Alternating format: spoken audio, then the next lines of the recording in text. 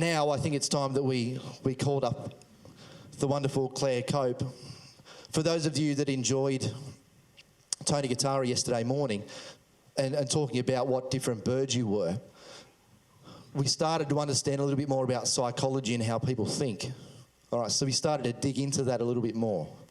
All right, now Claire's going to inject some steroids into that, because when I think of someone who knows people and psychology and studied it intensely and understands it, but then can deliver the message in a way that we get it, Claire's the person I think of. All right, Claire's just like a big sister to me. She's got one of the most beautiful people you'll meet with one of the most beautiful hearts you'll ever meet. You're going to absolutely love her. She has a system called the values pendulum, which I think we're going to talk on today. Claire's created that. It's used all throughout Australia to understand how people work. All right, so if you can actually all stand up and put your hands together for Clare Cope.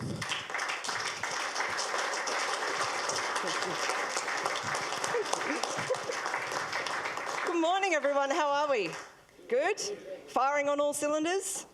Did anyone have a little bit too much to drink last night? Well, just don't put your hand up, because your head will start to hit the table very shortly, and I know who you are. Did we have a good night last night?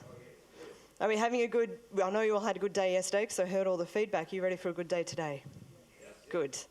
First of all, I want to thank Stephen and the team. I think what they put on for you guys is amazing. Wouldn't you agree? Just to be able to bring some speakers down to you, to give you the input that you need for your business, whether it's for you personally, for your people in your team or your business. It's really invaluable. So a huge round of applause to Stephen and his team.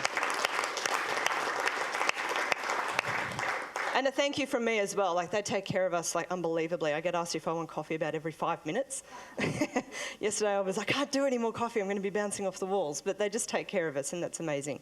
You can learn from that. Really, when you're here, observe what they do and observe how they take care of you and how they take care of the people that come into this space, because that's effectively an extension of their team, an extension of their business. Wouldn't you agree? So how we feel as the speakers and how you feel as, you know, being part of this community, that's important. And if you like the way that you feel, think about how you can bring that back into your business, because that's critical for you to learn how to do. Sound good? My style's a little bit different. I'm kind of shaking a little bit. I like interaction. So I'm very big on giving you some knowledge.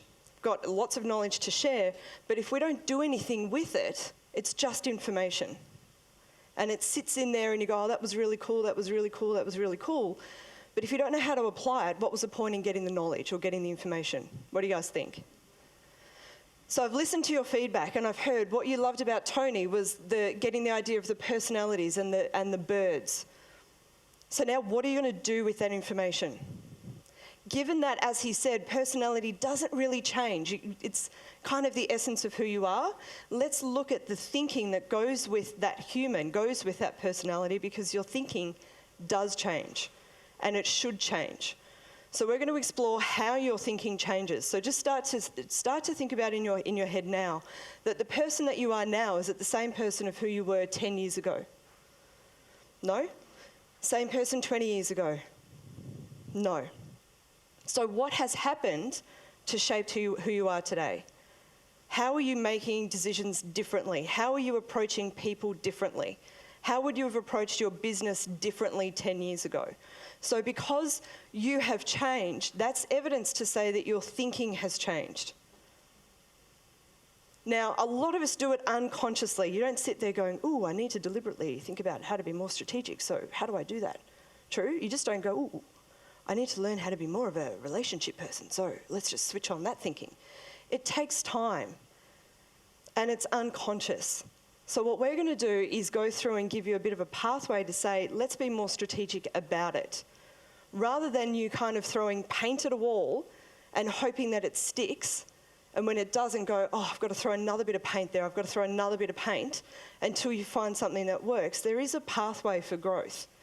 There is a pattern for growth for your business, and there's a pattern for growth for you personally.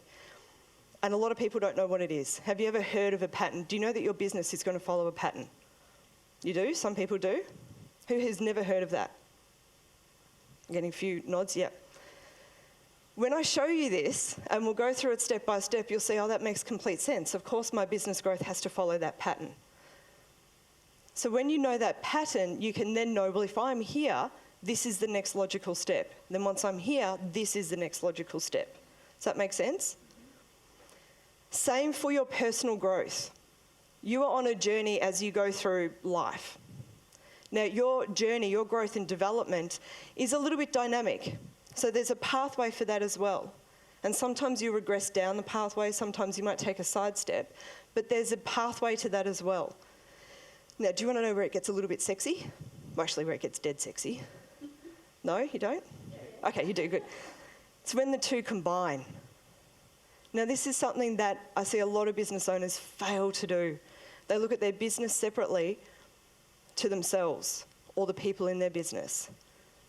But I can guarantee you, you name one challenge, you know, the key challenge that you've got in your business. I'm going to go pretty deep pretty quickly. Is that all right? I was going to save this little line for a little bit later on, but I'm just going to go there now. Are we cool with that?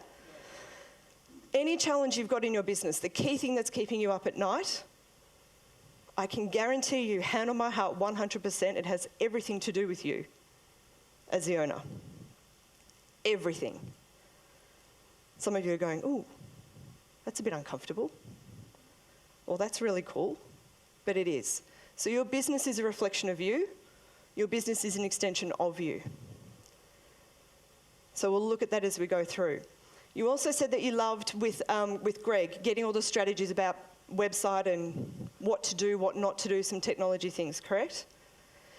Do you have any idea of what you should be doing next? What is the very first thing that you should be doing when you go home? Anyone? Put a plan in place, so know what to do. Do you know how you're going to put that plan together? Probably not. I love the honesty. What else? Who else is thinking that they know what they're going to do next? Call Greg. It's probably a good outcome. That's a good answer, you know, to go to the person that has the knowledge, yeah? But saying that you want to put a plan together, and thank you for your response, putting a plan together and then saying, but how are you going to put that plan together, and getting the, oh, I don't know, well then you're stuck, yeah?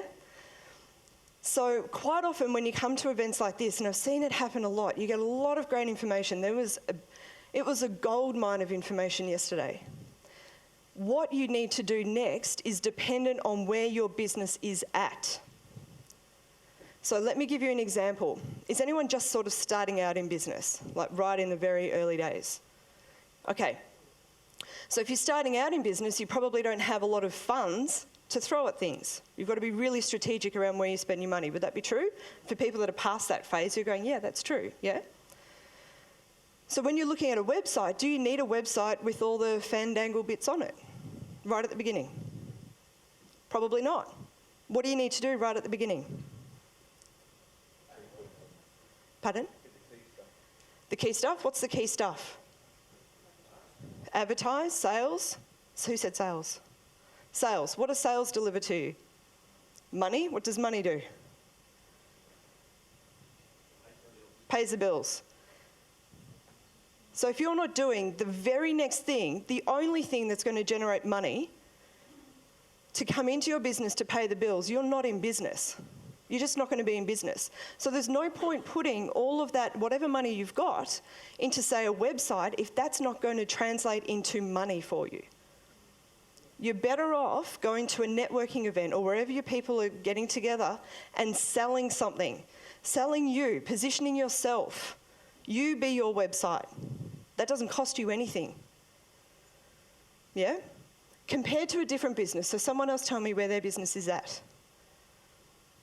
Someone that's a little bit more advanced along. Who's got a lot of structure and system in their business? Pretty automated? No one? Yeah? So for you, your next step around technology might be a little bit different. You might say, well, what haven't we done in that space? What have we got that's working? What can we tweak? And what's something new that we could add in to drive more business, to market ourselves a little bit differently?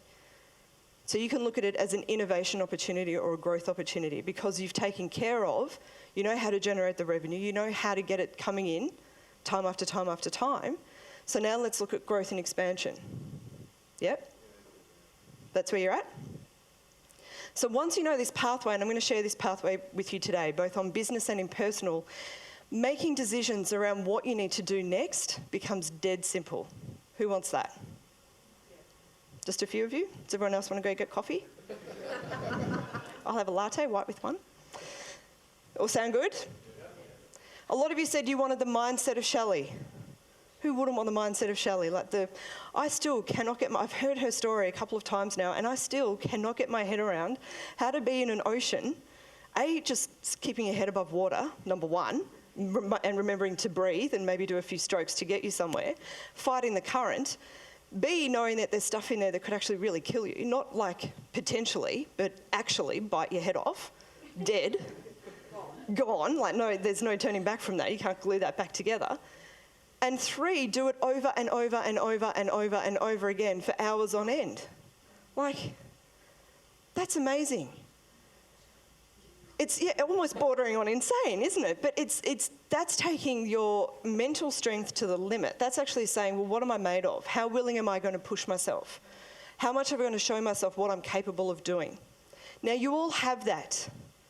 That is all within your reach. How you represent that, whether it is, swimming for hours and hours and hours on end doing a marathon, maybe that is for you. Maybe it's spending the next 20 years in business.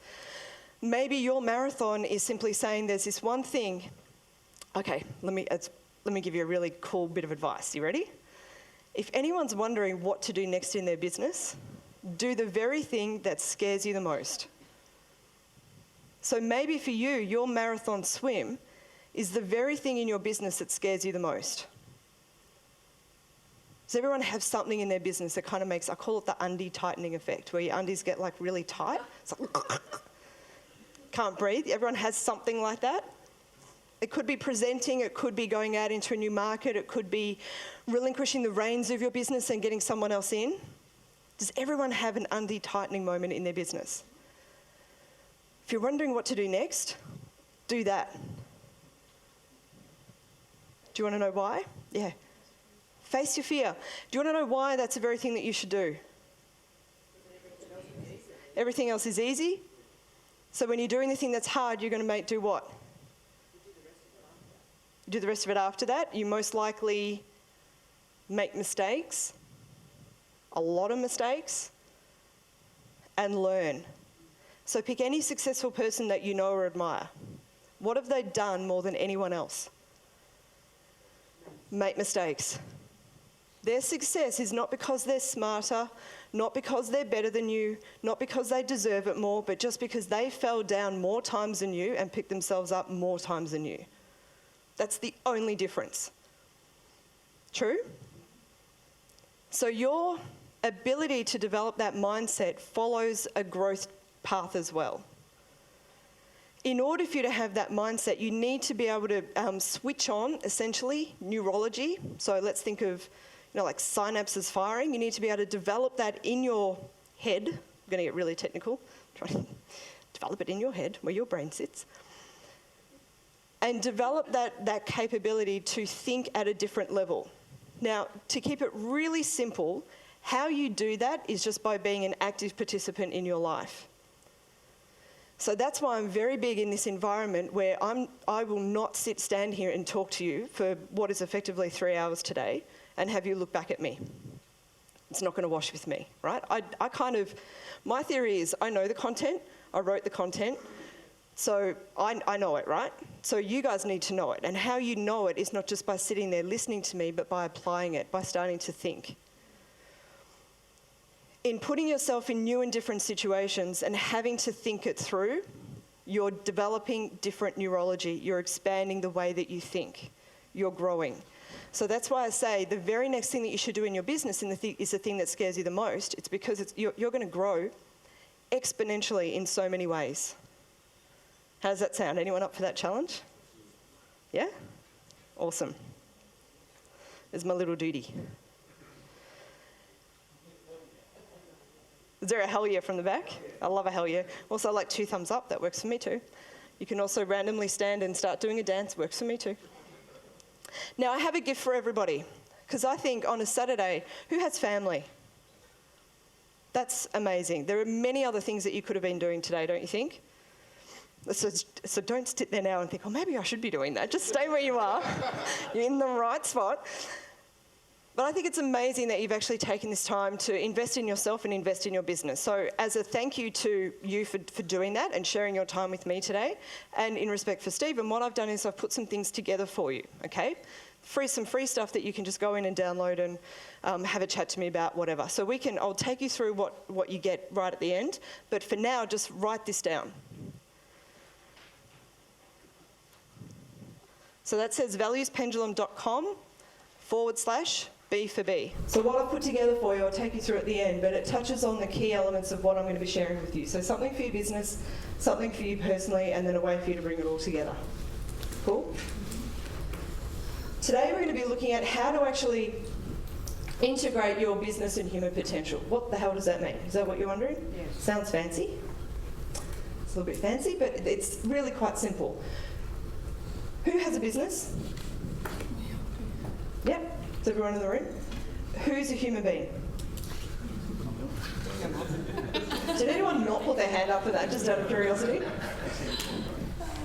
Does everyone have, who's a team of one, just so I can get an idea of the size of the businesses? Team of one? Okay, who's got, say, up to about 10 people? Okay, and who's got up to 50?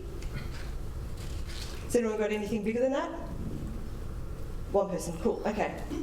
So you can see we've got a range of different businesses in the room, okay? So what we're going to do is we're going to make everything that we're talking about, everything that we're learning how to apply, we're going to make it relevant for people that are just a team of one through to a team of 50 plus. Does that sound good? Yeah. Because if it's just you in the business, are you not the most important stakeholder? Yeah? Do you know how many times I ask businesses, tell me who your stakeholders are, and they look at me? I'm like, well, you're one. You have needs in your business. You have growth that you need to go through. You have expectations. You have preferences. You have likes. You have dislikes. So you're a key. You need to be managed. You need to manage you. You're a key stakeholder. So if you're a team of one, everything that we go through from the human side apply to self. Okay? If you're a team of more than one, everything that we go through from the human perspective apply to yourself first. Then look at your team. Okay? If you have people in your business, you have people challenges. And as we go through, particularly in the morning, we're going to talk a lot about some of the challenges that you're actually having in business and how every single one of them is linked back to people in some way. Every single one of them. That's how strongly I feel about business data and human potential being integrated. If every single challenge that you have in business is linked to a person, then why are we not getting better data on our people? Does that sound, now that I've said that, doesn't it sound obvious what you should do? Do you know how you think? Who knows, hand on heart, how they think? Cool. Who has a criteria for how they make a decision? Bit fluffy? Is there anyone in the room going, why would I need a criteria for how I make a decision? Is anyone wondering that? Take the emotion out of it. Helps you be more strategic rather than reactive. Stops you from getting caught up in the emotion of something and going, no, that doesn't fit my criteria, so that's a no. Or yes, that does fit my criteria, so it's a yes. Now my approach to business, my approach to coaching, mentoring is very blunt. So are we cool with me being blunt? Yes. Okay? I'm going to share with you what I call the secret to the universe. I know it's a little bit of a bold statement, but just hear me out. Has two components. Who has an outcome that you want to achieve? In business, in an area of life, has everyone got an outcome? Yep. Have you associated or identified what that would give you when you achieve that outcome? Have you attached a meaning to it, how you would want to feel? Happiness, pride. Yep, so you've got a meaning to it. If you haven't got a meaning to it, put a meaning to it. Now here's a clincher. This is the hard part. Brace yourselves, strap yourselves in. Do you know who you need to be, and please listen to my words, to be worthy of that outcome? Not to get that outcome. Get has a feeling of expectation, of entitlement.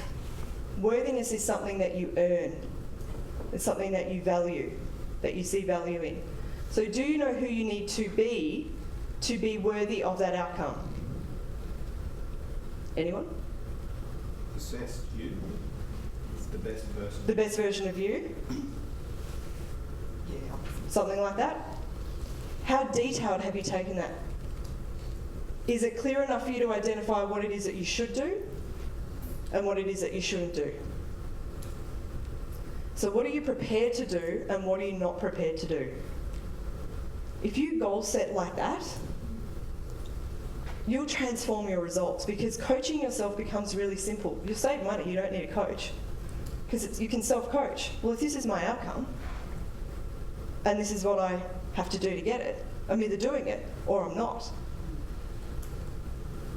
And if I'm not doing it, well, then I either need to pull my finger out and do it or change my outcome. What do you guys think? Pretty straightforward? Yep.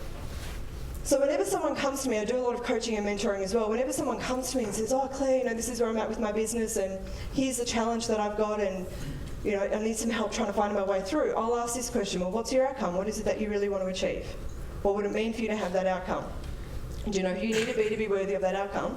What do you need to do? What are you prepared to do? And what are you not prepared to do to achieve it? And if the two aren't aligned, it becomes really simple. Change your outcome. Oh, I don't want to change my outcome. Fine, then do the things that you need to do. Oh, but I don't want to do those things. Change your outcome.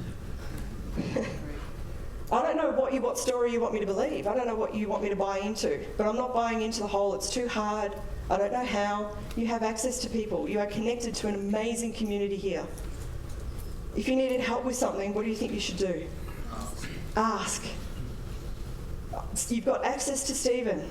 Do you think he knows a thing or two about business? Do you think if he may not have the answer, he might know a person who might just have something to say that could help you out? So there's nothing that should stand in your way. The only thing that stands in your way is you. So that's why when we're looking at integrating the business data with human potential, it's about understanding how you are getting in the way of your own business. So if your business has a block, it sits with you. I don't care what the block is. And we'll explore this today, okay? And the good thing is, do you want to know the good thing? It's all fixable. All of it. You just need to know how and what you should do. Cool? When you do this, you start to be more strategic in business rather than reactionary. Who feels as if you're putting out spot fires, like bushfires in your business sometimes? Yep, a few of you. Do you feel like your team's doing that as well? They're kind of flying by the seat of their pants, not really sure what to do, kind of jumping around like a bunny. Ooh, that looks interesting. Ooh, I'll go and do this now. Ooh, now I'll do this. Does anyone have people doing that? So understanding where you sit, where your thinking is, also helps you understand where your team is. And your team is either going to be, this is again, really simple coaching. If this is where your business is and where it's going, your team is either aligned to that or they're not. Cool? They either have the thinking that can deliver that outcome or they don't. And wouldn't you want to know that? Wouldn't you want to know that if this is where you want to take your business, do you actually have a team of people that can get you there? Because if you don't, you either need to train them, develop them, get some other people in, or change the outcome to something that is reachable. That's based at where their growth is at. Does it sound simple to you guys? I really want to make sure this is simple. Is this sounding really simple for you? Cool. So let's have a chat about data. It's a nice bland topic. Let's see if we can make it sexy. So who has data on their business? What kind of data do you capture? Just start throwing them at me. Financial data? Some stats, some marketing information, sales information, client information, marketing, so to know whether your marketing funnels are working, conversions, retentions. Yeah? Pardon? Client feedback to see if what you're doing actually is good or not. So why do you get data? You get data for three main reasons. To take a health check on your business. Is the business healthy? Is it weak? Is it strong? What is it? How are we going with business, right? Do we need to inject it with some vitamins? Or is it, does it just need a little sleep for a little bit? So you get a health check on your business. Performance predictability. So if you know that X data is, X results are occurring, and it's been recurring like that for a couple of months, you can pretty much expect, given all things go the same, that the same outcome will be generated the next month. Yeah? And if my business is turning over this amount of money and we're making this amount of profit and we're getting this number of clients in, then in 6 months from now, this is where our business could be. True? So there's some performance predictability that you get with business. And the last one is that you can forward plan. So if things aren't going as well as what you want, you can start to put a plan in place for how to turn it around. Make sense? So that's the value in having data on your business. What do you think it is for people? Why would you want data on your people? To be in touch with them. To be in touch with them? Know their capabilities, I love it. To measure employee engagement. Measure employee engagement, which you do what with? How to motivate them. How to motivate them? How do you measure that? I do. Yeah, how do you measure it? I just write notes, basically, on one person in particular. I noticed how they reacted and I actually wrote notes on a book. Yeah. So at least it's being captured. Do you see how it's very subjective? Do you get how that's subjective? Yes? No? I need some feedback, yeah? So when you're dealing with people, it's very subjective. What happens is that your way of thinking, your way of being, is projected onto the other person. So whatever you're capturing about that person is flavoured by how you actually see that person to begin with. So it's subjective data on people is always inherently flawed because it's limited by you. It's not to say it's bad, it still is good information, but just know that it's inherently flawed. Does that make sense to everyone? So if you don't like someone, it's okay not to like someone. If you don't get along well with someone or you don't like someone, what are you going to see in them? Sorry, I couldn't hear it. There's like 10 people at once. Go here. Negative. Negative, you're going to see the negative. See the worst in them. You're just going to see in them what confirms why you don't like them. True? Yeah.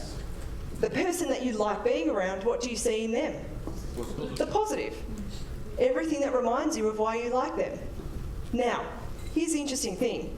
Everything that you see in someone is a reflection of you. So if you can see it in someone else, you can access it within you. So the person that you love being around, that reminds you of whatever characteristics that you really enjoy, that's a reflection of you. You can see it in them because that is you in some way. Cool? Yeah. Do we all love that? Yeah. Well, if we love that, then we have to love the flip. You've got to take the good with the bad, two sides of the coin. So if there's someone that's annoying you, someone that you don't particularly like, stop getting annoyed at them and ask yourself why. What is it that they're doing? What is it that they're reflecting? What is it that they're telling me? What is it that's confronting me that I actually need to address? So the person who sometimes, you get really loud people that always have to speak their mind. Does anyone come across those people? Always got an opinion, always telling you what they're thinking. People are going, yeah, that person, do you know that person? Yeah? If that bugs you in some way, it's telling you that you don't actually speak up as much as what you would like. So it's not the fact that they are that's bugging you, it's the fact that you're not that's bugging you. True? Because you can't have a say. Because you can't have a say. Well, you can, you just choose not to. Or they don't know you. I'm going to say it again. You just don't want to. No one has control over you other than you. If you don't want to do something, do you do it? No. If you really want to do something, do you do it? So if you really want to speak your mind, speak it. No one's going to stop you. True. Yeah? It can cause conflict though. Isn't conflict great? Who loves conflict? Oh, I love it. Do you know why people don't like conflict? It's because they don't know how to manage it. That's correct. That's the only reason, but it's so healthy. You see it, that's why kids, who's got young kids, like between 0 and 7? How good are their tantrums? Yeah. And if they don't want to do something, they just won't do it, will they? No matter how creative you get about why they should do it and aeroplanes coming in and blah, blah, blah, they just won't do it. Now, why is it that we as parents want to squash that? No, conform. Be a good child. You're at the table, this is how you're supposed to be. I'm not saying let your children run ragged. Don't hear what I'm not saying. But there's an element of them learning how to speak their mind, how to develop a unique identity. So we have to allow them that freedom, because all too often in our lives when we grow up and be adults, we have to conform. True? So we lose our ability to feel like we can contribute a voice, have an opinion. Have a look and see if you're, here's a critical thing, if you're reluctant to have an opinion, for whatever reason, you've instilled that in your team. So your team will be in some way reluctant to share their opinion with you. So when you're asking for feedback around engagement, they're going to tell you what you want to hear, because they haven't been given the freedom or taught that it's okay for them to have an opinion. So that's why I'm saying whatever challenge you've got in your business is a reflection of you. So if your team isn't speaking up, you're not speaking up. If your team's not following the process, you're not following the process. If the team's not communicating well with each other, you're not communicating well with your team. If your market's not engaged with you, you're not engaged with the market. You're not compelling for them. They don't want to, if you're not getting the conversion that you want, they don't want to be around you. That is the harsh reality. You are not presenting something that is engaging for them. You're not being clear in your voice, so they don't know how to make a decision. Who has customers where they say that they're buying on price, or they debate with you about price? Yeah? That you need to negotiate with them? Part of that will be, not all of it, part of it will be because you're not clear on what your voice is in the market. You haven't made it clear enough what you stand for. So your voice of your product or service is not strong in the market. And that comes down to you personally, as the leader of your business. The moment you get super clear about what it is, and you are defined that that's what it is in the market, and you are very clear on that, and you are very different, and you will stand on your mountain and shout that to anyone that will listen, you'll have people flocking to you. They will either make a clear yes or a clear no. They will love you or they will hate you. And I don't care. Like Tony said, some will, some won't. What was it? Some will. So what? Move on. Next. You want that. You want people to say, yes, I'm in, and no, or just no, I'm not. So when you're looking at gathering people data, you're doing it for the same reason. You're getting a health check on your business. So you're seeing where is my business strong and where are my people strong? Is that a match or not? You're doing it around performance predictability. If my team thinks this way, then what does that mean in terms of how they're going to solve these challenges that come up? I can predict how they're going to solve this challenge. So if you can start to predict how they're going to react, how they're going to solve problems, how much more strategic can you be in the way that you develop people? Instead of waiting for the who to hit the fan. True? And lastly, it enables you to forward plan. If you don't have a team that has the capability that's matched to the outcome that you want, you can put a plan in place to develop, recruit, or change the outcome so that they are aligned. So let me ask you this, what data do you capture on your people? What do you know through data, not through subjective, but through objective data about your people? Timesheets, so how much time they've spent in the business. So that's I'm physically here, but nothing about the quality of my work. I'm just here. What else do you know about people? Performance. Performance, what kind of performance? What are you measuring them on? Conversion rates. So sales performance. So are they doing their job at the rate that I need them to do it? True? What else are you measuring? Productivity. What goes into the measure? So the volume of output? Yeah. Okay. And so there's KPIs around that. There's a certain target that they need to meet. So again, it's what they do. You're hearing it's all what? Turned up for work. Great. Met my KPIs for sales. Great. Met my KPIs for production. Great. They're all whats. What else do you capture about your people? Rebookings, requests, Say that again, sorry. rebookings for us and all this. Bookings, again, so that's another marketing sales activity. How many bookings are made? Do you have KPIs around that? So they either meet that or they don't. It's a what? What else do you capture? Their goals. What do you do with them? We have a 12-month plan that we assess. How they're moving towards them? Yep. So either they reach it or not, or it's another what? Can't you really ask them should they get to know their conversations with their staff? Is that what you're trying to find out? Yes. It's looking at everything that you're measuring is a what. They've either technically done their job or they haven't. Don't you also want to know how they're going to do it? Isn't that where half your frustration? You don't? Why don't you want to know how? You don't care? As long as they're just delivering what they need to do, you don't care. So, As long as they're not breaking any laws or any... yeah, that's always a good thing. I'm totally on board with you there. Are they attached to your... Maybe 20th century, you used to worry about it. Now, you don't care about how they do it. It's just, as long as you get the job done. Are they attached to your brand? I beg your pardon? Are they attached to your brand? Are they representative of your brand? Yeah, because I'm the only employee. So, Are you a team of one? You're the only person in your business, so you don't care about how you do it. Is that what you're saying? Just trying to get clear on what you're saying. You're a team of one. I think the, okay, previously managed a whole lot of people, Yep. right? And I'm going to be using a lot of subcontractors. And I'm going to say, I want this done. And I don't care how they do it, this is what I want done. Yep. We'll see how that works for you. If they're attached to the brand, That's not. if they're not attached to the brand, you may make the decision that you don't really care how they do it. But if your people are attached to your brand, you actually should care about how they do it. So let's say Stephen didn't care about Sally and how she did her role here. And let's say she was rude to you. So you went up the back and you asked her for something and she went, oh, I don't really know. Don't know. She didn't care if the temperature of the room is fine. She's here to... Sally, technically, what's your role whilst you're here? What are the technical elements?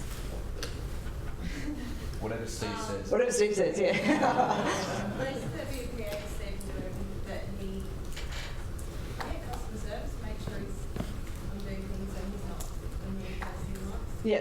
So if you take customer service, right, what would be the bare minimum that Sally could do to do customer service? What's the bare minimum to tick the box? Show up. Good job, Sally. What's the next best thing that she could do? Only look after Steve and no one else. Only look after Steve and forget that there's 70 other people in the room. What's the very next basic thing that she could do? Smile. Has she ticked those boxes? Good job, Sal. Now, if Stephen didn't care about any other way that she did it, she wouldn't need to be... All she had to do was smile. Just smile at them. Smile and wave, smile and wave. Is that the penguin? Smile and wave, boys, smile and wave. If all she had to do was just smile and wave, you could say, great job. But has anyone gone to her with a question? Yeah? Has anyone wondered if if you're lacking a pen or water or a highlighter or a pad of paper, or I don't have this, or what's this form, or what's the next step, or where can I get a coffee, or where's lunch? Any question that you've gone to her, she answered it. But was that specifically in her job description? And if she didn't do it in the way that is aligned with Steve and Megan and their values, then wouldn't you see that as a disconnect? Yes. How many of you would go to Steve and say, dude, that's Sally? Sorry, Sal. No one's going to say that. But wouldn't you go and give the feedback and say, hey, Steve, I just want to let you know I had an awesome experience over the last couple of days, but Sally was a bit rude to me a couple of times and just wanted to let you know. You'd say that, right? So how someone does their job is equally important to what they do when they're attached to your brand. Now, whether you choose to focus on that or not, it's up to you. You run your business however you want to run it. But if you want to humanise your business, if you want to integrate business with people, given that, everything in your business requires who? People. Name one thing in your business that happens without a person at any point. I actually am really curious to know, because I don't think there's anything. So if you've got something. Emails arrive. Pardon? Emails arrive. Emails arrived. Did someone have to write them to begin with? Person. Like I've actually sit here, not here, but sat down for hours going, is there? Is there? And every time I think of something, there's a person that's interacted with it at some point. So if you truly believe that people are valuable to your business, yeah, have you got something? Yeah, a cyclone happens. Cyclone happens and does what? To your business. Because cyclone just doesn't happen. A cyclone happens fine, but what's the impact to your business? Well, that's something that's happened. Yeah. But I asked what happens in your business that isn't involving people. So if a cyclone happens, what's the impact to your business? It leads to future work. Leads to future work? Yeah. Loss? So who can't get work? Do you have contractors that are reliant on that work? It's damage to countries or... Yeah, but there are people not impacted by natural disasters. We're impacted by natural disasters, and if you're running a business, there's a huge impact to your business. Sorry, Claire, I'm just focusing on words. Yeah, I know, but I love it. I love the challenge, right? I'm not going to shy back. I'm all for a challenge. So I love your contribution because you know what it's showing me? That you're thinking. So I love it. So I'm up for the discussion because I'm always curious to know what else can I learn? What's the different perspective? Pardon me? It's also With the cyclone. Yeah, absolutely. It's more, so it's business opportunities. So again, it's impacting your people positively or negatively depending on what happens. Sorry, going back to that how thing, I do agree with what you're saying. Yes, But that's a good in start. Specific, We're going to get along fine. in specific tasks, when there's a subcontractor in another Yep. country that I'll never see again, Yep. I need to, can you please create me this one logo, Yes. do it legally, Yeah. all I want. Yeah. I don't care how they do it. The legal thing's big for you, isn't it? But I agree with you. It's like going on Fiverr, right? If it's someone in the, obviously this is the example earlier here, it's a different thing. Yeah. When you're laying out a clear description that this is the end result, and I'm paying for the end result, not anything else. But to do that, you've got to define it extremely clearly. Yes, exactly. Exactly. So if you're doing more of a transaction base, so these are contractors that you hire for a short period of time to do a transaction, like even small things like going on Fiverr. You spoke about Fiverr yesterday, getting something done on Fiverr. I don't really care how the person on Fiverr does its thing. I just want my thing that I'm paying for, right? If they're involved in your business, if they're a key part of your business, if they're attached to your brand, care. Okay? So why do we need data? We need data to make decisions. And it's a circular process. You need data to make decisions, you need people to make decisions, so you need your people to know how to make a decision with the data. Can we do it again? Faster? Backwards. So you need to make decisions, you need data to make decisions, you need people in your business to know how to make decisions on that data. Otherwise the data just sits there. And the decision is made in the absence of the data. Crap decision. True? So that's why you need to know how your people think. So as I said, everything that happens in business involves people. So every challenge that you've got involves people in some way. Now here's the complexity and here's another flaw that businesses go through. Who hires people because you like them? You get a good feel. Yep. Who hires people just purely on their capability? They can technically do the job. Yep. They're all a good start. If you're hiring people because of whether you like them or not, you're going to attract people that are like you. So where's the diversity in thinking? So your business will be limited by you, because you're going to hire people that are like you, so they're going to be similar to you. They're going to think in the same way to you. So all you've done is just multiply your thinking. As opposed to getting diversity of thinking in there matched to where the business is going. So you hear great people, heard of Lindsay Fox, you know, on the back of all the trucks, so it says, you know, you're passing another Fox, big transport dude. On his business card, he's got truck driver as his title. He's worth like a gazillion. I'm pretty sure there's gazillion amount of money. It's worth like a bucket load of money. But his success, he will always say that he wasn't the smartest person in the room. He just knew how to surround himself with smart people. So in order to surround yourself with smart people, you need to know where you're not so smart. True? You need to know where you're really good at and where you may not be so that you can hire for where you're not and surround yourself with those people. Now, when it comes to people, you can't manage what you don't understand. True? So that's why a lot of you loved what Tony said yesterday about the birds, because you're starting to get an idea around, well, if they're a dove, this is how I need to speak with them. This is what they're going to be thinking. This is how they're going to react. If they're a peacock, this is what I need to do. If they're an owl, yeah? An eagle, was the eagle the other one? Or am I just making birds up now? Yeah. Okay, good. I was out of birds by that point anyway. So now that you've got that information, you love it because you can start to understand how people are thinking and acknowledging that you may actually be different to other people. So we are all wired differently, and that is a good thing, right? Now in business, we tend to see it as a bad thing. So I've done a lot of work in consulting. I used to, in a previous life, so I'm a trained psychologist, so done some stuff with people, and then went into consulting, so then did some stuff with business. And I used to work with some really large resource companies. So I was in Perth working with a large resource company, and there was this guy that nobody really liked. They didn't get along with him. And so for some strange reason, they said, Claire, we need you to go and get him on board. He was a key stakeholder. So you have to go and get him on board because he's really annoying in meetings and very disruptive. Does anyone have anyone like that? Now, they had no idea what to do with this person. He wasn't conforming to the way everybody else was in the room, so they didn't know. He was left of centre. They didn't know what to do with him, and they were frustrated because he wasn't like everybody else. Now, all I did was talk to him. I just got to understand him. I wanted to know what he thought about certain things, what he liked, what he disliked. I actually listened. I asked questions and listened. And I asked questions that were non-work related. So on a weekend, what do you do? I'm new to Perth. What do I do around here on a weekend? What do you do? Oh, I go sailing. Oh, cool. How long have you been sailing for? And off we went about sailing. Next thing I know, I'm on a boat. Kind of cool. Can I say I have no sailing experience, no sailing knowledge. My only job was to pour champagne. Pretty sure I could do that. So that was my job on the boat, right? Now, because of that, he felt what, do you think? Connected and included, relaxed, heard. People that speak a lot are saying, I just want to be heard. So listen.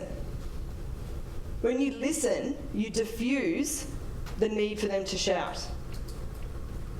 So all I said to him was, I said, geez, you've got a lot of opinions on certain things. I've noticed that in the work setting. You've always got an opinion on everything. And I said, I think that's really great that you've got an opinion. I really love it how you shared that. My concern is, I wonder, and I'm interested to know what you think, I wonder whether other people understand the value of what you're saying. So do you sometimes feel when you share that opinion that people aren't getting you?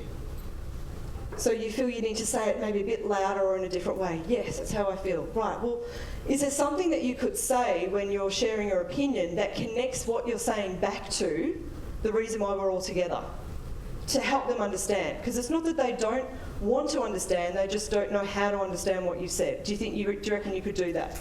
Yes. Next time he goes into a meeting, he says an opinion, and he said, the reason why I'm saying this is context. And everyone just looked at me and said, what did you do? And I said, I just listened. So because I listened, I could then add value to that person. I wasn't trying to change him.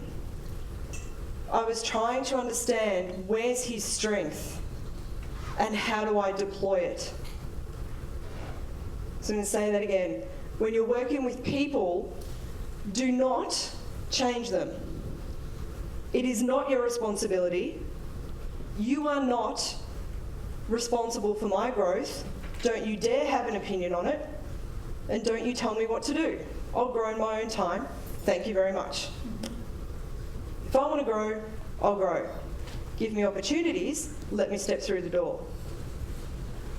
All I want you to do is understand where I'm strong and let me play where I'm strong, develop me where I'm strong, help me deploy my strength.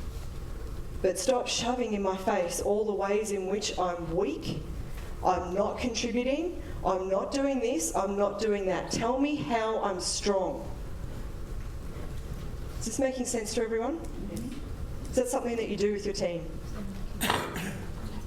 Same with children. Same with children. Is it something that you do with your team? Do you know the strengths of every person in your team?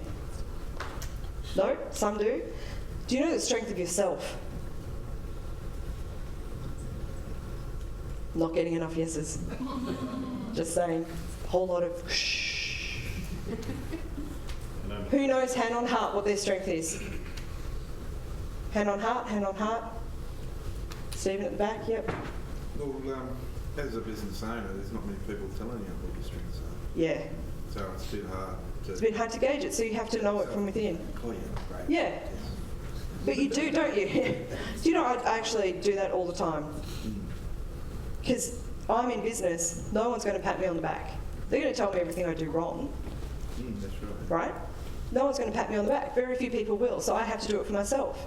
So when I sit there and I create something, when I created Values Pendulum, I was patting myself on the back, doing a dance, running around the block, popping some champagne.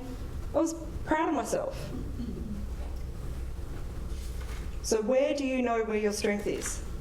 Do you even know how to identify it?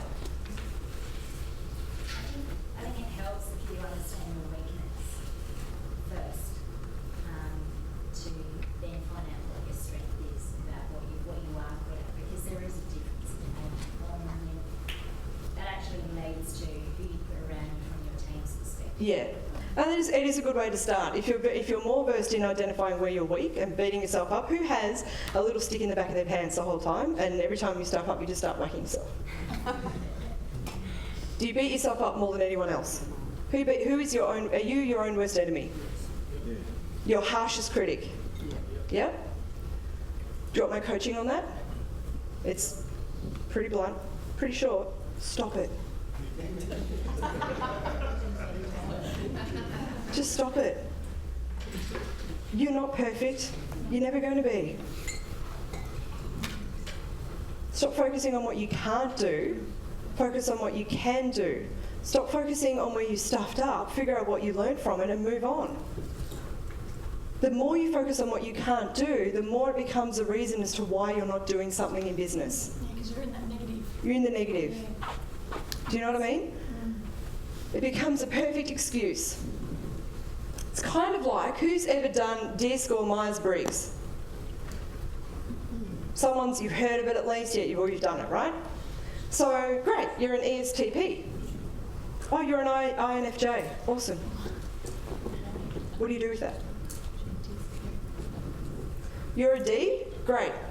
You're an I, awesome. What do you do with that? With the team that I've got in the little office there, I use that, Myers-Briggs, to actually help motivate and manage that particular person. And is it still strong? It seems to work with the guys I'm on. You'd be one of the only few. Feedback I get in corporate now is, yeah, I know that I'm an ESTP and INFJ, and it's great, but it's actually now becoming the excuse as to why my team is not doing blah, blah, blah. If I'm a D, great, I'm going to have an opinion, I'm out there, but don't ask me to do details. Nuh-uh. If I'm a C, oh, we're going to give you all the details, but don't ask me to go out there and meet people. Nuh-uh. You're an S, you're great behind the scenes, do a lot of support work, but don't ask me to go and stand up front, can't do it. Yes, you can. And the D, you can do data, and data, you can meet people, and people, you can do data. You're just not. Right? So by putting them in a box, they stay in a box, and it becomes the excuse as to why they can't do everything else that sits outside of that box. I think it's your attitude towards it too. I'm in HR, so I do these profiles for people. Yeah. When I do presentations, I'm an S, and when I talk about that, people are surprised because when I'm standing out the front doing a presentation, they go, oh no, when they get a little bit of knowledge, they say, no, you're an I. Yeah. And I'll go, no, I'm so not an I, but I know the difference and I know how to step out into that. So I think it's about being aware of it. It's being aware of it, and it's actually about the critical feedback that you received. Is someone perceiving you as the I? Yeah. That's the value. Not, no, I'm an S. Someone perceiving you as the I is the value. Someone perceiving you as a D is value. Because it's telling you what they actually see in themselves. And giving you feedback that maybe you have a little bit more D than what you actually think. You might have a little bit more I than what you actually think. And you know what? In reality, you're probably all four. Absolutely. Yeah. So you can limit your capability based on which bucket you want to sit yourself in. My view would be, you can actually sit yourself in any bucket. It's just whether you want to or not. Okay? Now, each person in your team has a certain way of thinking. Do you know what that is? Would you, if I said, let's not even take the individuals because you're all going, no, I don't even know how I think. Good. Could you tell me the flavour of thinking in your business? Do you tend to be reactive? Are you very traditional in your approach? Are you very competitive? Are you very ordered and structured? Are you innovative? Are you affiliative? Am I just throwing words out there and you're going, can you define the words? Yeah? So maybe it's situation specific for a lot of times in your business. So depending on this situation, we do this thinking. Yeah? Do you want to do a bit of an activity? And the only answer at this point is yes, by the way. If you say no, we're kind of doing it anyway. So you may as well say yes, true? Okay, so in your book, turn to page 35.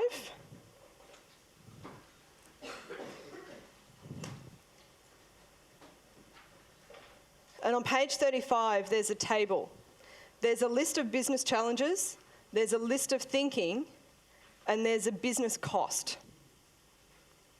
Now, when we talk about people, and I get this a lot in corporate, oh, that's the fluffy stuff. True? Who doesn't want to deal with people and do people stuff because they feel it's too fluffy, and you'd much rather do the hard stuff, like the marketing stuff and the data stuff and the business stuff?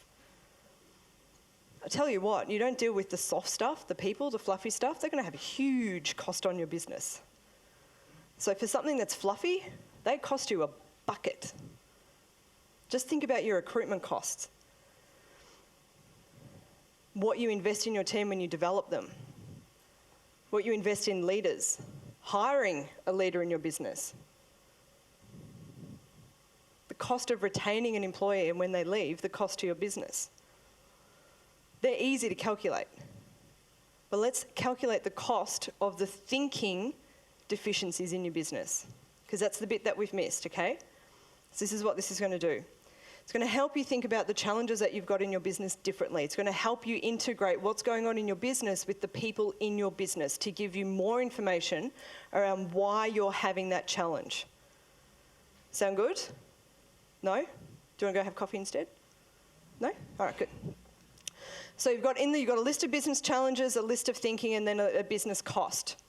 So what you're going to do, you're just going to spend a few minutes, and down the bottom, you're just going to pick a business challenge and write it down that you actually have, not just making it up. You're going to pick why you think that challenge exists from a thinking perspective. So what's the thinking deficiency in your team that is causing that problem? And I'll give you an example. And then based on having that problem, what's the cost to your business? Is it preventing growth? Is it having an impact on your recruitment? Is it having an impact on retention? Is it having an impact on revenue? And what percent of that cost can you attribute back to, hand on heart, I think it's due to my people? I'm not so naive to say that every problem is 100% due to your people, because you have processes, you have systems, you have other forces at play in your business, but there will be a percent of your challenges that are due to your people, okay? So to do the example on the page is we've got a lack of strategic thinking to create growth opportunities. I find it really frustrating. There's so many ways in which our business can grow, but nobody's coming up with ideas. No one's got that strategic thinking. So we've got a lack of opportunity for growth. What's the thinking constraint around that? Well, people aren't able to think more long term because they're too focused on the short term. So they're too busy. A lot of my team are too busy putting out bushfires everywhere and dealing with the day-to-day that they haven't actually got the time to stop and think about potential opportunities. So my team tends to be very reactive and short-term focused in their thinking. Cool? Is that making sense? Give me a yes or no. Yep. So the cost to my business is one around growth. So there are growth opportunities that we've missed, and I reckon it's probably about, we could have increased our growth by about 2%, and 2% growth to our business is about 250,000 revenue, 250,000 in revenue, whatever the maths is for you, okay? So now that you've got a cost associated with the people constraint, how much more do you want to help your people? Just one person? A lot more. How much more do you want to invest in training them to have the thinking that you need to think about the growth opportunities because it's worth $250,000? Do you like just leaving $250,000 around, hanging around? In marketing, they say, I've listened to a lot of marketing gurus, and they'll say, you know, your cost of not doing things from a marketing perspective is like leaving money on the table. Right? So you not having an opt-in on your website, money on the table. You not putting, I don't know, I'm not the marketing guru. Where's my mate? He's not here. All the marketing cool stuff that Greg was saying yesterday, you not doing that is like having money on the table. Same with your people. You not helping your people, you're not understanding your people, not addressing their needs is money on the table for your business. It's costing you. So do this activity. Spend a couple of minutes now just really thinking through what are the challenges in my business and how is it due to, or how am the limitations in my team's thinking, and if the team is you, then it's you, contributing to that challenge. And what's the cost? Everyone up to do this? Give me a yes, Claire. A hell yes, Claire. Claire, you're making me think and my brain's hurting. Everyone, just heads up for a minute. So I'm getting the same question from a number of people. What's the purpose of this, yeah? Why are we doing this? Are people wondering what's the outcome? Yes or no, guys? Are you kind of getting a bit confused or not? Right? Catherine's down here going, yes, no, yes. Whoa, okay. So the purpose of this, how many of you have thought about challenges that you've got in your business? Yes. Does it keep you awake at night? Yes. Do you know how to solve it? No. Awesome. Would you like to stay in that pain? Right. This formula is helping you identify how you have that problem. Do you mind if I use your example? Lex. So Lex was sharing with me that one of the key challenges in his business is looking for new ways to go to market, right? Is that accurate? He's like, you know, but I don't know why I'm doing this. Like, what do you want me to put in the next column? Because that's why I'm here. I'm coming to places like this to get the information to know how to go, you know, do the thing in my market. But they're not working for me, so I'm still waiting for that one thing that's going to work. Now, all I'm listening for, I'm hearing. Can I be blunt about what I'm hearing? Blah, blah, blah, blah, blah, one thing. Blah, blah, blah, going to work. That's all I'm hearing. I'm looking for key words that are helping me understand the thinking of Lex. So if I'm looking for the one thing, and it has to work, I'm definitive in my language, my thinking is very structured, very ordered, very linear, which means I come to this event, I hear Greg say, do X. So I do X, expecting Y, and it didn't work.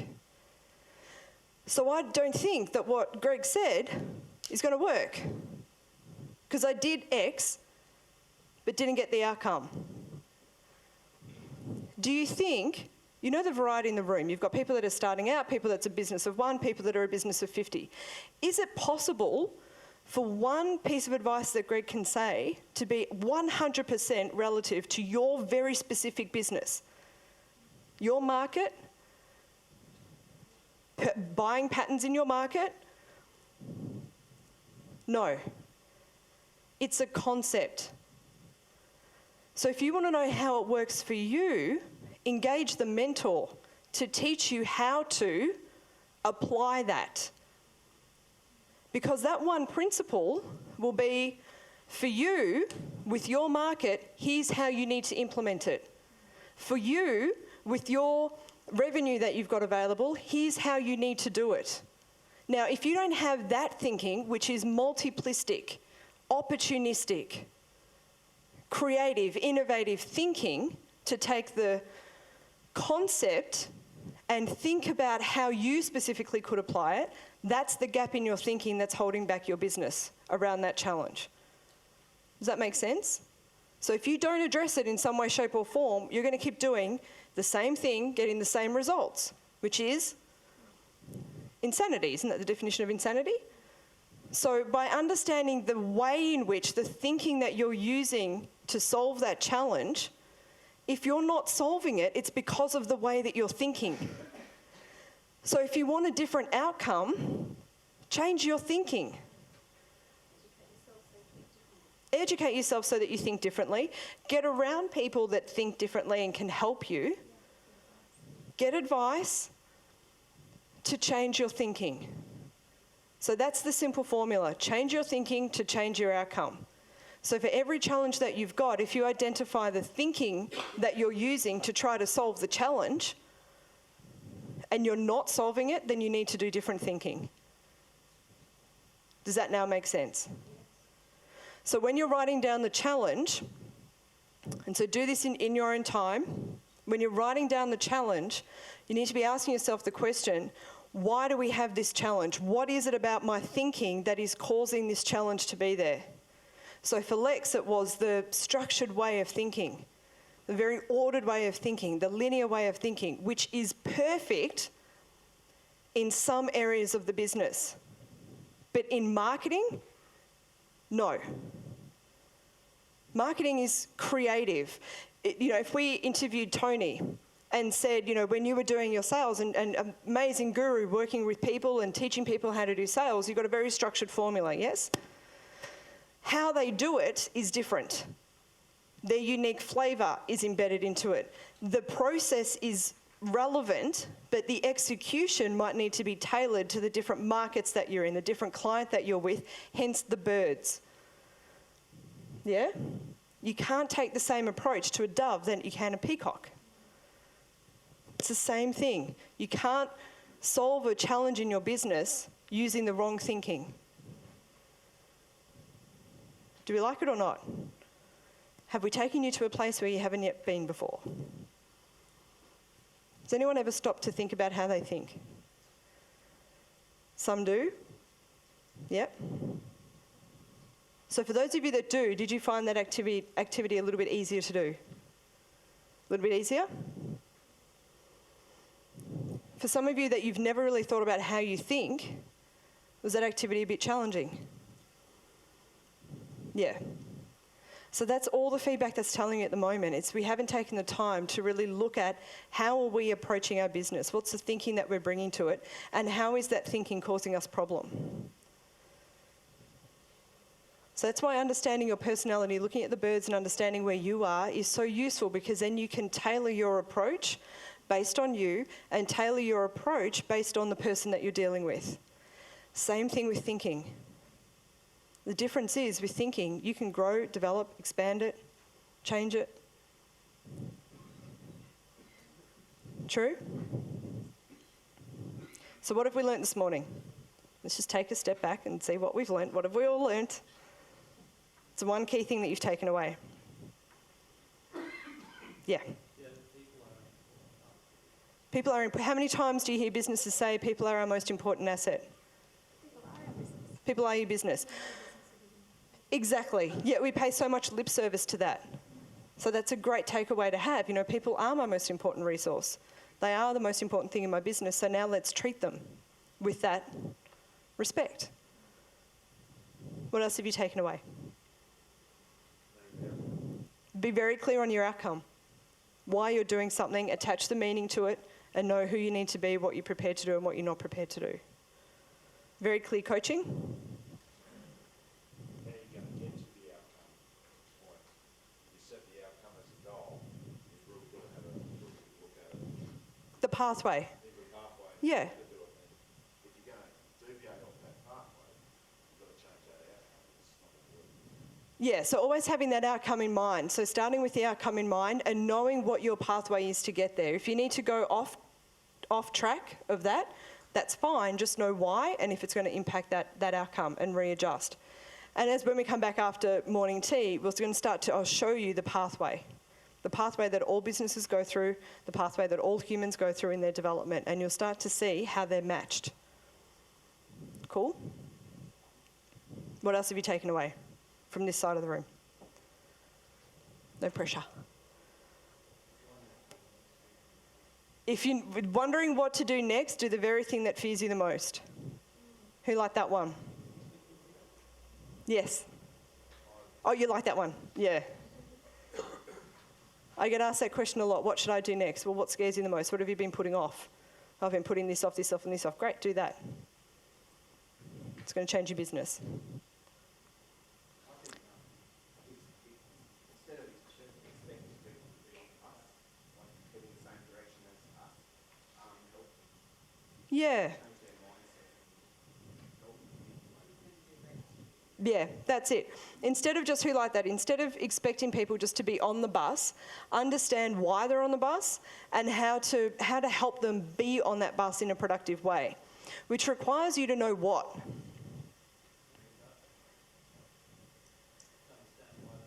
Why they're there. To understand people. You need to know where you're going. Nobody wants to hop on a bus that's just going around in circles. True? You want to get off pretty quickly. So you need to know where you're going. So having that clear outcome, knowing where you're going, and then who you need to help you get to that outcome is critical. So that you're selective of who you're letting on the bus, not just allowing people to sit on the bus enjoying a ride. Bring them in on the journey.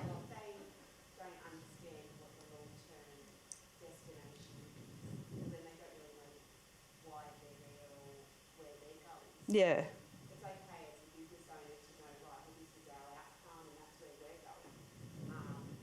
And just make sure that the people that are there with you know where you're going with it. That's not the direction for them, they're freaked out. Yes. You know, that everybody needs to know the direction. Yep. Be on the bus, going in the same way, doing it together. Yes. And everyone's working, and then that also gives them the ability in their daily tasks to go, well, that's not really going to get us where we're going, So let's do something else. Exactly. Do you know what's really awesome for you guys today as well? You've got Randall in the room. So when Randall's getting interviewed today, and I don't quite know what the questions are going to be, but Randall does something in his business that I've never really seen a lot of other people do. He instinctively, and I had a discussion with him this morning about this, just curious to know, how he learned how to be, how he is in business. But he instinctively does a lot of things with his team to actually treat them like human beings. Now, I know that sounds foreign, and it's like, well, of course, doesn't everyone do that? But no, we really don't. Most people see the people in your team as a dollar figure. They're a cost to your business. They're resources that need to be deployed to do stuff for you to get an outcome. Where I've seen Randall really do things differently, every time I've heard him speak, I always hear this genuine respect and feeling for people in his team. So he will have the honest conversations, he will have the tough conversations. He's very clear on where people are a fit to the business and where they may not be a fit to the business, where they're limited, where they're going to be limited based on where their business is going and what they can offer, and where that individual is going and what that individual is capable of doing. And has those honest conversations. And as a result, he's got people that hang around in the business, that want to be a part of it, that do exceptional jobs. Doesn't mean he doesn't have any people challenges. I'm sure you still do, Randall. But his approach to it is coming from a place of understanding, truly understanding, what you were saying around humans being part of your business, understanding that they are actually quite important, and creating a space for them on that bus where they're comfortable in their seat, they know how to move around the bus, they know how to get on and off the bus, and they know why they're on the bus to begin with and where it's going. So this is coming back to the key point around integrating your business with people.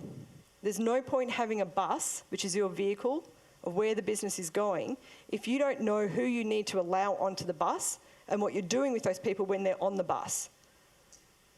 Now, are you going to get this right all of the time? No? Has anyone ever been, before you went into business, were you ever a leader before in any other way? Here's a critical question. Do you consider yourself a leader? Yes? Do you know what your leadership goals are? Do you know what style of leader you want to be? Have you thought about that? Do you even know if your leadership style is a match to your business? So let me tell you, the conversations that I have, there was this one person I was working with, she's like, oh, Claire, I'm so excited, I want to have a business that turns over $10 million. Awesome. In how long do you want to do that? I want to do that in 2 years. Fantastic. What else? Tell me a little bit more. What's the quality of life that you want? Well, I want $10 million, I want to do it in 2 years, and I really want to work 3 days a week. Now, I'm not one to squash someone's ambition, right? It's possible. Who's to say it's not possible? It could be possible. I just get curious because I want to know where she got that from. So I'm like, well, who's done that? Who's achieved what you want to achieve? Well, there's this person in business, you know, she's turning over $10 million. Yeah, I get that she's turning over $10 million. Did she do it in 2 years? No. So how are you going to get it to 10 million in 2 years? Working 3 days a week. Oh, I don't know. I said, awesome. Well, before we buy into this whole 10 million, 2 years, 3 days a week, let's find someone that's actually done it. Because if you don't know how, where do you start? It's about finding the people that have done that. Now, this person also, so that's fine as a business goal, wouldn't you say? Quite ambitious. If someone said that to you, it's quite an ambitious goal. What kind of person do you think needs to lead that business to get that outcome? Describe the person. Driven, focused, determined, is that what you said? Determined. Workaholic, which may be out of kilter with the 3 days a week. But yeah, workaholic. Systematic. Motivated and a go-getter. Extremely focused and goal-driven, a dreamer. A negotiator, did you say? A delegator. So yeah. All of those characteristics this person was not. Their way of being, their way of thinking was a complete mismatch to what's required for that business outcome. Pardon? Dreamer can be great though, because the dreamer creates the impossible dream, the vision. It doesn't need to be believable to everyone, it just needs to be believable to you. So if you're a great dreamer and you can construct a great dream, go for it. I'm not about squashing the dream. Go for that dream. That creates your motivation. But if it's not matched with the determination, the persistence, the delegation, everything else, it's just going to sit there as a dream. And for this person, their thinking was very traditional, very complacent. Meaning, I just want to do what I've always done. I just want to do the safe things. I'm not prepared to really put myself out there and do anything different. So I just want to do the same that I've always done, keep it nice and safe, but do 10 million in 2 years, working 3 days a week. Exactly, right? So all I'm listening for all the time is, what's your business outcome? And do you have the thinking to match it? If you don't, let's do something about that. If you do, great, rock on. Do you have a team that is aligned from a capability, a thinking perspective towards that outcome? If you do, great. If you don't, let's fix it. Because it's a cost to your business. Simple message. And it's more than just tracking whether they're turning up to work, whether they're ticking the boxes of their job. It's looking at how they're doing it. Because when stress happens on a business, when pressure hits your business, that's when you see the true colours of someone in your team. Has anyone had that moment where there's been huge stress in the business or something happened, like a bombshell hit in the business, and the team's had to respond? Do you see a different side of your team then? Yep. So you want to know, how are they going to respond in those situations? What are their patterns of thinking? How are they going to solve problems? How are they going to address challenges and problems in the business? How are they going to be on any normal given day? How are they going to execute their role? If someone's coming in with very absolute thinking, very linear thinking, then you have to be very prescriptive in what you're telling them to do. They're not going to think outside of the box. They're just not. They want to know, if I stick this in this column and this there and I fill out this form, is that all I need to do? Literally, is that all I need to do? Yes, it is. Follow this process. Use this system. So after the breaks, I know you're keen to take a break. I can see it on your eyes. We're going to go through the journey that a business goes through, so how a business grows, and also the different ways that people think, and look at how they combine. And you're going to start to apply all of that to your business to find out, well, where is your business on the stage of growth? At what stage of growth is your business at? So where is it now? To therefore know what is the next phase of growth for your business, and also start to have a think about, have a bit of a stab in the dark, doesn't need to be right, just need to have a go, at where you think your thinking is. What do you think is the predominant way that people in your business are addressing the business? What's their predominant way of thinking? And then we're going to put them together and see, is that actually a match? Is that going to be working for you, or is it working against you, and is that why you've got some challenges? Sound cool? No? Yes! Sounds awesome, Claire. There we go, that's awesome. All righty. All right, guys. Round of applause for Claire.